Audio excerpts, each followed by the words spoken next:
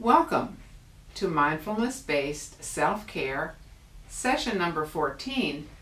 Walking meditation is what we're going to be talking about today. Mindful walking.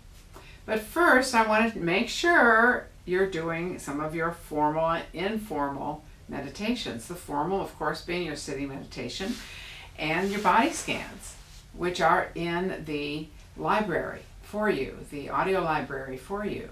So please be using those. The other thing is your informal. Like there's all sorts of things informally you can be doing to be meditating. Paying attention to your breath. Listening to the bells and suddenly stopping and being aware of the present moment. That's keeping you in the present moment. Mindfully eating, even if it's just a few of those first bites when you start eating.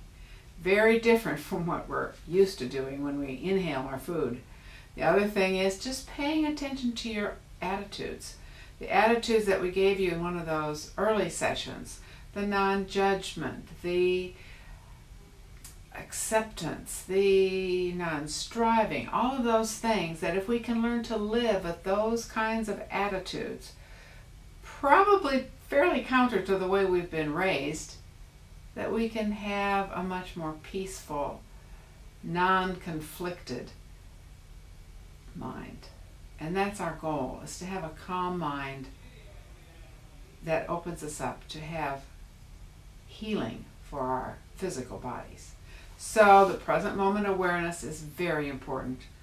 We also want you to be aware that you have that wise mind and to listen to it.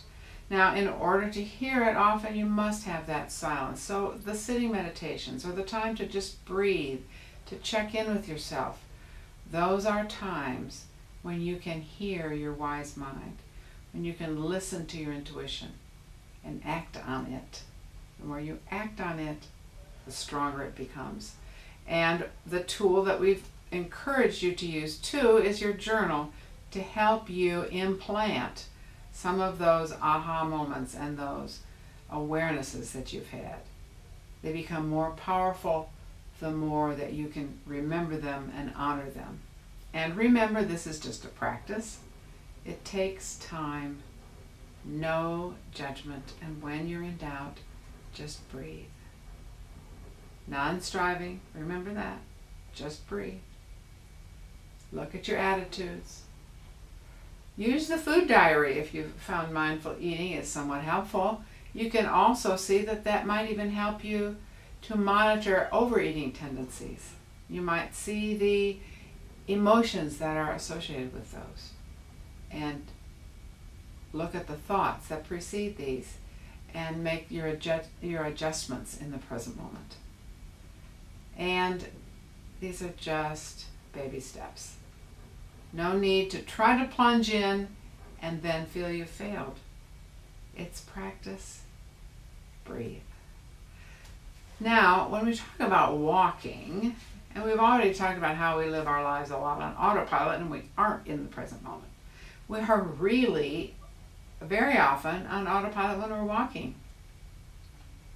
Walking to the car, we're thinking about where we're going to go, where we're going, what meeting we're going to be at, are we ready for it, what are we going to have for dinner when we get home. All these things are going on in our minds simply when we're walking. Very rarely are we thinking about the process itself of walking. Actually, when you think about walking, and you do it mindfully, there are 3 steps to walking. There's the first lifting of the foot, and also at the same time, the balance goes on to that opposite foot. So you're lifting the foot, number 1. You're stepping forward with the foot, number 2, and you're placing the foot on the ground, number 3. Lifting, moving, and placing. 3 movements, and then that's repeated with the weight shift to the other foot, and then it's repeated on that other side. So that's a process that we do automatically, autopilot, and if it's something that we can now focus on and think about, that can bring us to the present moment. If we're in the present moment, we're present to our process during our walks. we can relieve stress, and we can do some of this stress relief even as we go from the parking lot to our office or as we exit. Thich Nhat Hanh said that walking meditation is very important. We need to just think about walking a little slower than our normal pace. Coordinate the breathing with our steps. That can bring you into the present moment. When you consciously coordinate your breathing with the steps of your walking. For example, you might take 3 steps to an in-breath and 3 steps to an out-breath. Or if your lungs don't like that, you might do 2. You might end up exhaling on 3 steps. Whatever seems to work for you. But then as you're breathing and you're taking your steps, you're aware of your contact with the earth. Walk as if you're kissing the earth with your feet. You can walk alone or with friends, but if possible, it would be wonderful to be able to walk in someplace beautiful as well. The purpose is to be in the present moment. Now, Thich Nhat Hanh also says, if you feel happy, peaceful, joyful while you're walking, then you are practicing correctly. Early on, I mentioned something, I believe, about an awareness that I had while walking, and that was that I had Grandma Hill. I'm going to repeat this I've already done it. I had Grandma Hill in my neighborhood that is very steep, and my daughter says, in order to be a healthy grandmother, you're going to have to learn to walk up that hill without getting winded. So I thought, oh my goodness. So one day, I was out walking mindfully up Grandma Hill. Didn't even realize that it was Grandma Hill. But I was walking mindfully.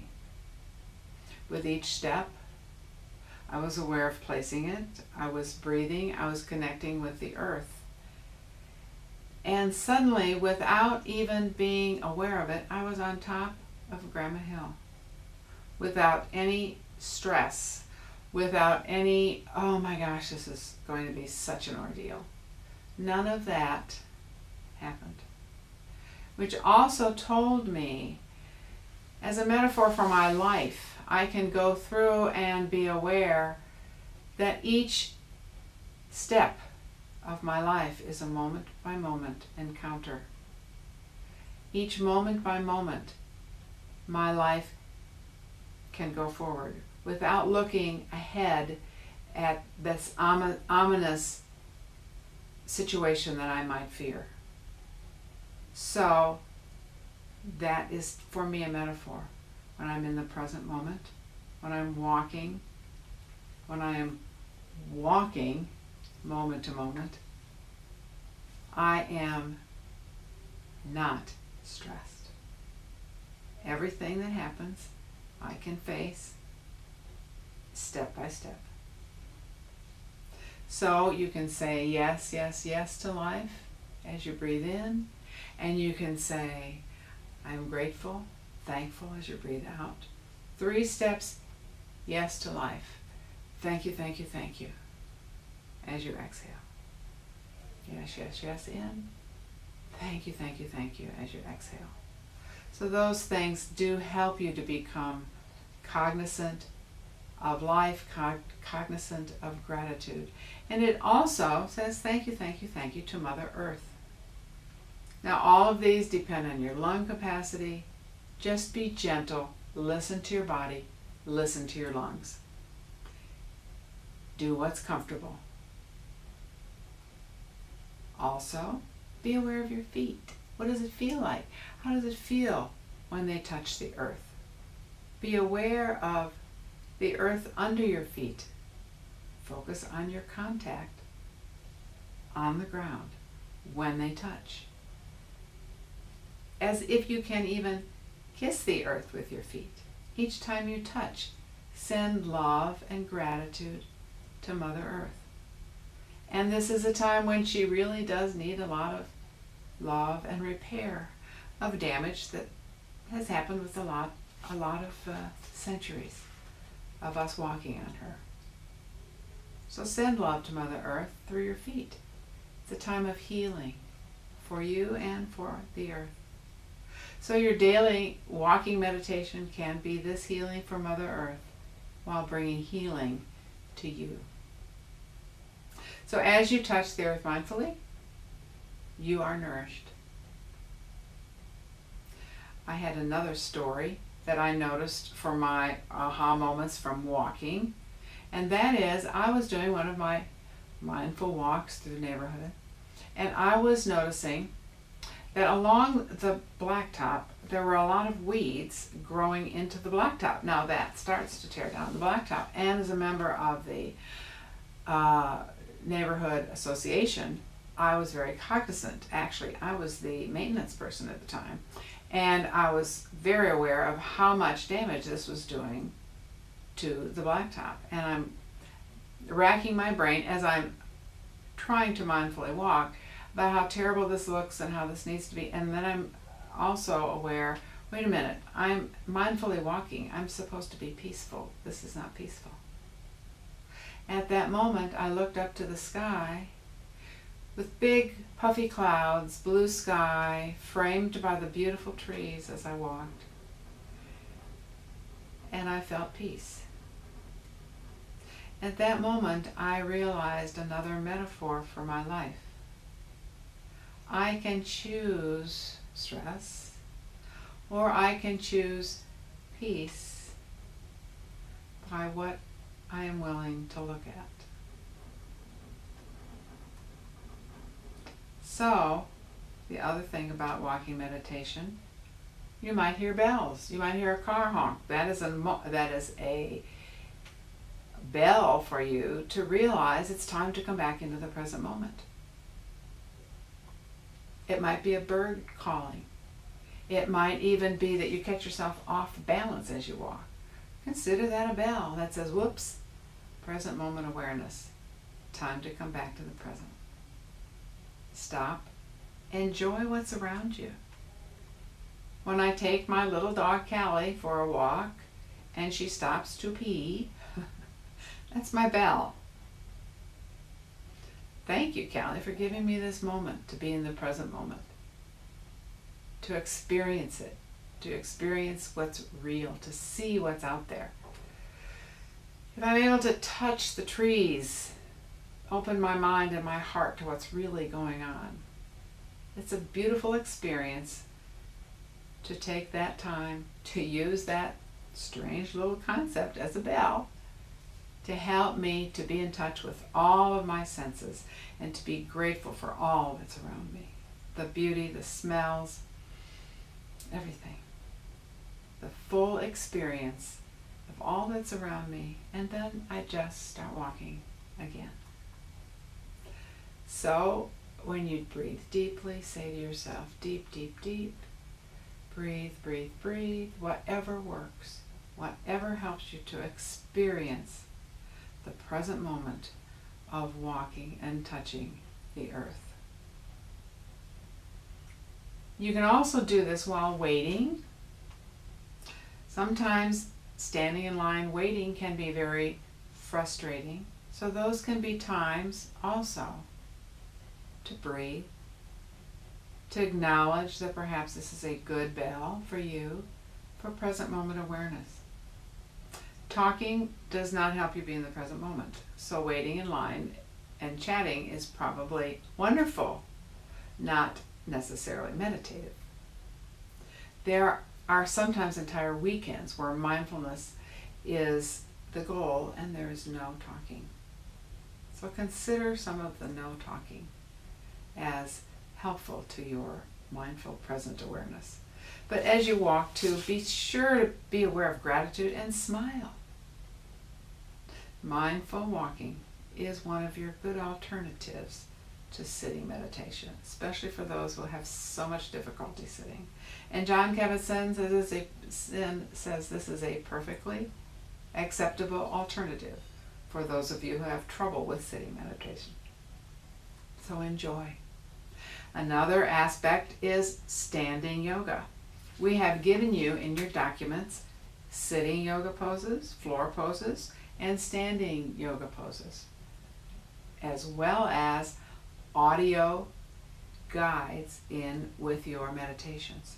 So go ahead and use those. These are moving meditations. Yoga as a moving meditation is a good one. The other thing that we would like for you to understand and take part in where you live perhaps is a labyrinth. Labyrinth walks are ancient. They are all over the world. They are, especially for those of you who have trouble sitting still.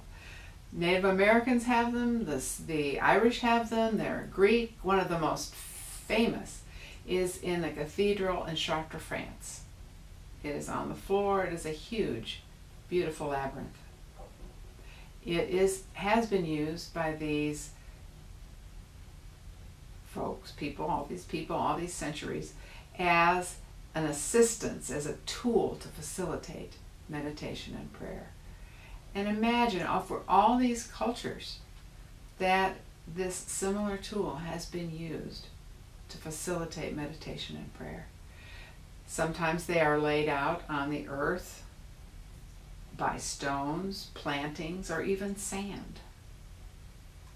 So look for those locally. I will give you a reference in a moment. Usually a labyrinth is in a circle, although in our little town there's one that's a square made out of bricks. But usually it's a circle that is meandering but purposeful. It is not a maze where you get lost. This is one where you can trust the path. The path is purposeful. You can trust it to get you to the center